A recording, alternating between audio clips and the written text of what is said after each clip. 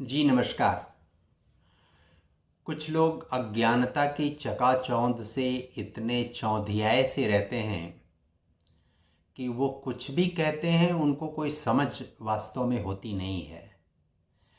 इधर जब से राम मंदिर की प्राण प्रतिष्ठा हुई है तो कुछ लोग विज्ञान ही सब कुछ है, बाकी बेकार है, ऐसी बात कहने लगे हैं। और इनकी संख्या रत्ती भर है, बहुत ज़्यादा नहीं है। बस समाज में यह एक तरह से विद्रूपता पैदा करने के लिए ये काम करते हैं। जैसे दूध में आप नमक डाल दीजिए, वही कार्य ये कर सकते हैं कि एक बाल्टी दूध हो और उसमें आप नमक डाल दीजिए। तो ऐसे लोगों को ये जान लेना चाहिए कि विज्ञान है क्या। विज्ञान और कुछ नहीं, प्रकृति या सृष्टि के नियमों या रहस्यों को जानने की प्रक्रिया है। प्रकृति या सृष्टि के रहस्यों या नियमों को जानने की प्रक्रिया है। जान लेना ज्ञान है, जानने की प्रक्रिया विज्ञान है और जान लेना ज्ञान है। जैसे कोई भी चीज प्रकृति में विद्यमान है, यानी प्रकृति में विद्यमान है कि सूर्य से ऊष्मा लेकर, गर्मी लेकर, शक्ति लेकर कोई पेड़ फोटोसिंथेसिस, प्रकाश संश्लेषण की क्रिया करके अपना पोषण प्राप्त करता है। यह प्रकृति का, सृष्टि का एक स्वनिर्मित नियम है। उसको जानने की प्रक्रिया जिसने की वह विज्ञान है। और जानकर जब समाज को बताया कि प्रकाश संश्लेषण की क्रिया के द्वारा पौधे अपना पोषण जमीन से प्राप्त करते हैं, वह ज्ञान है। जानने की प्रक्रिया विज्ञान है, जान लेना विज्ञान नहीं है, जान लेना ज्ञान है।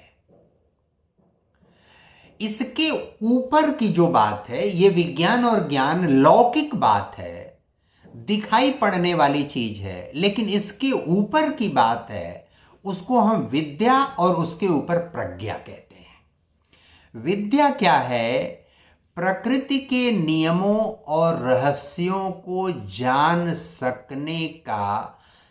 सकने की समझ, यानी हमको ये हो रहा है तो ये है क्या,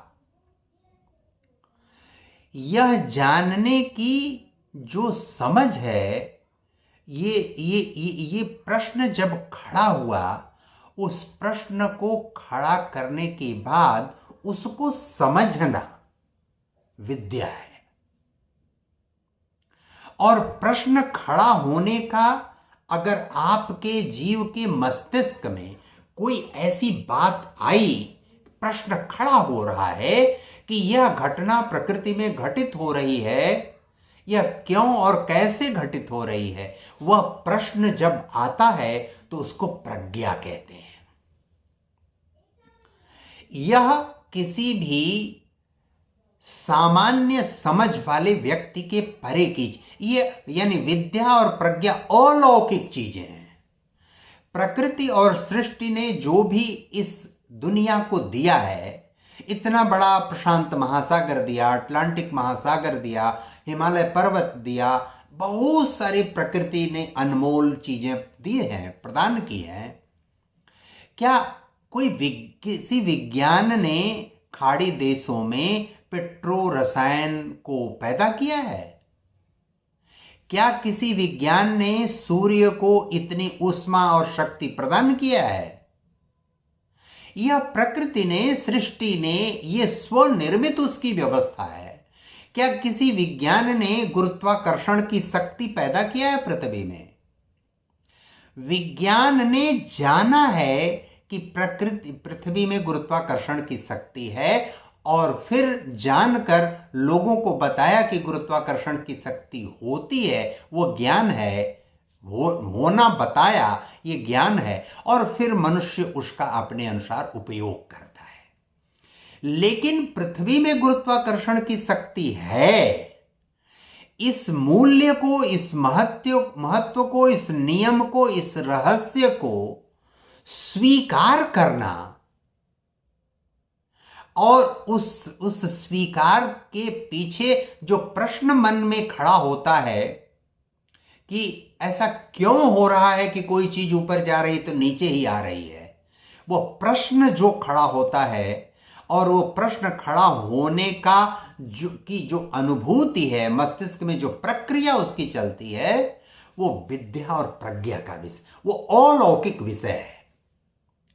और जो मस्तिष्क, जो दिमाग, जो स्पिरिट, जो मन और मस्तिष्क उस धरातल पर आत्मा ले जा सकती है, प्रश्न के उस धरातल पर, प्रश्न खोजने के, विश्लेषण के धरातल पर,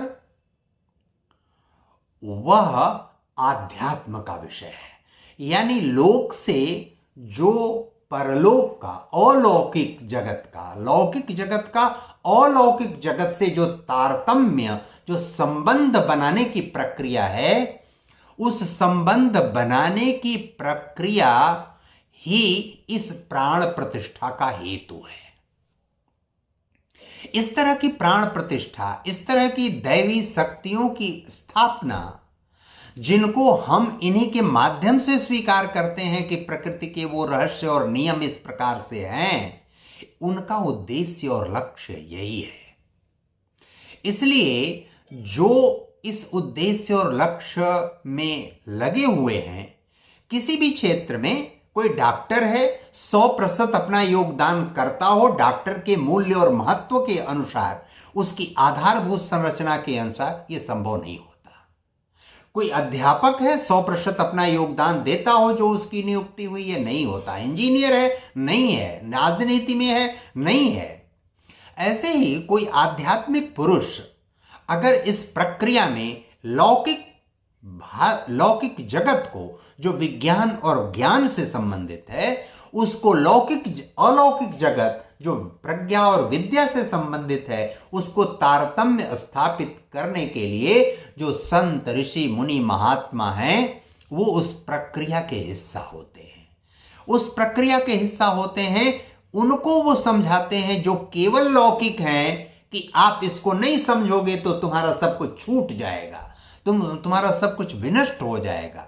उस प्रक्रिया का, उस हेतु का उनको ये समझ देना कि तुम ये स्वीकार करो कि इतना जल कहां से आया, ये गुरुत्वाकर्षण की शक्ति क्यों है, सूर्य में इतनी ऊष्मा कहां से आ रही है, वो रिफिल नहीं हो रही है फिर भी वो आ रही है, वो कौन सी चीज है कि ये सब प्रकृति अपने आप पैदा करती है, नियंत्रित करती है। मनुष्य एक चीज उसकी अगर समाप्त हो रही है तो अल्टरनेटिव आपको उपलब्ध कराती है, वो विकल्प उपलब्ध कराती है, उस विकल्प के माध्यम से आप अपनी चीजें आगे बढ़ाते हैं। तो अलौकिक और लौकिक, अलौकिक क्या है? जिसके कारण आप बोल पा रहे हैं, चल पा रहे हैं, सुन पा रहे हैं, खा पा रहे हैं, पी पा रहे हैं, आपको सर्दी, गर्मी, बरसात का एहसास हो रहा है, आपको भूख प्यास लग रही है, अपने पराये का भेद कर पा रहे हैं, हरा, काला, नीला, बैगनी, ये सब रंग पहचान पा रहे हैं, दुनिया को, देश को समझ पा रहे हैं। यह किसके कारण है?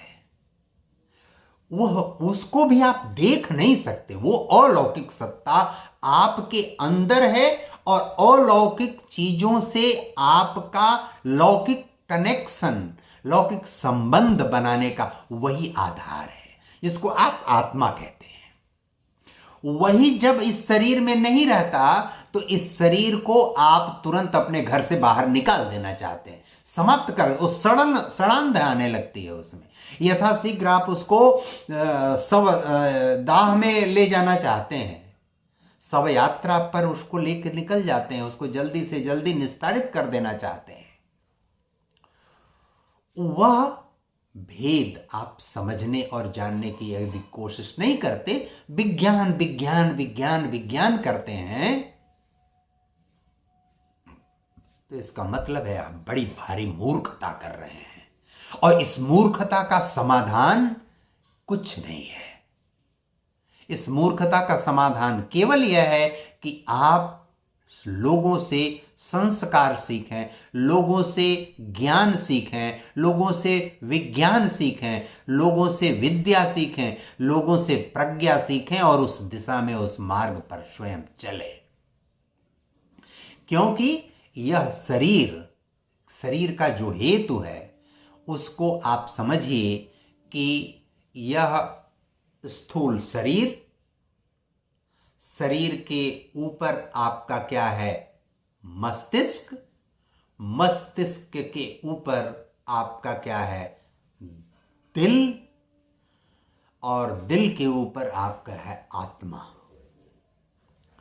तो यह जो स्थूल शरीर से ऊपर के तीनों क्रम हैं, उसको समझने के साथ ही ये चीजें समझ में आपको आती हैं। कोई साधु संत महात्मा किसी अस्पताल में जाता है, इसका मतलब यह नहीं कि अस्पताल सब कुछ हो गया और उसका अस्तित्व शून्य हो गया। जो उसकी शरीर की संरचना है, जो उसका अस्तित्व है, वो प्रकृति का हिस्सा है। उस प्रकृति ने ही उस विज्ञान को यह अवसर, यह विवेक दिया है कि वह उसमें, उस शरीर में थोड़ा संशोधन कर सके, थोड़ा परिवर्तन कर सके, थोड़ा प्लस कर सके, थोड़ा माइनस कर सके। उसी के द्वारा, प्रकृति के उसी रहस्य को समझ लेने के बाद उनके अंदर वो विवेक आया है। और वह विवेक उनके अंदर आ गया, लेकिन वह विवेक भी काम नहीं करेगा यदि प्रकृति नहीं चाहेगी, तो सृष्टि नहीं चाहेगी। तो इस बात को समझना बहुत आवश्यक है। और जो ज्ञान, उसके ऊपर विज्ञान, विज्ञान के ऊपर विद्या, विद्या के ऊपर प्रज्ञा, इस क्रम को नहीं समझेगा, इसका मतलब है वह पढ़ा लिखा व्यक्ति नहीं है। सर्टिफिकेट और प्रमाण पत्र लेने से कोई पढ़ा लिखा व्यक्ति नहीं होता। विज्ञानवान वह है जो विद्यावान है, विद्यावान वह है जो प्रज्ञावान है, जो प्रज्ञावान है वही विद्यावान होगा, वही विज्ञानवान होगा, वही ज्ञानवान होगा। इतनी बात इस अवसर पर मैं निवेदन करता हूं। धन्यवाद, नमस्कार।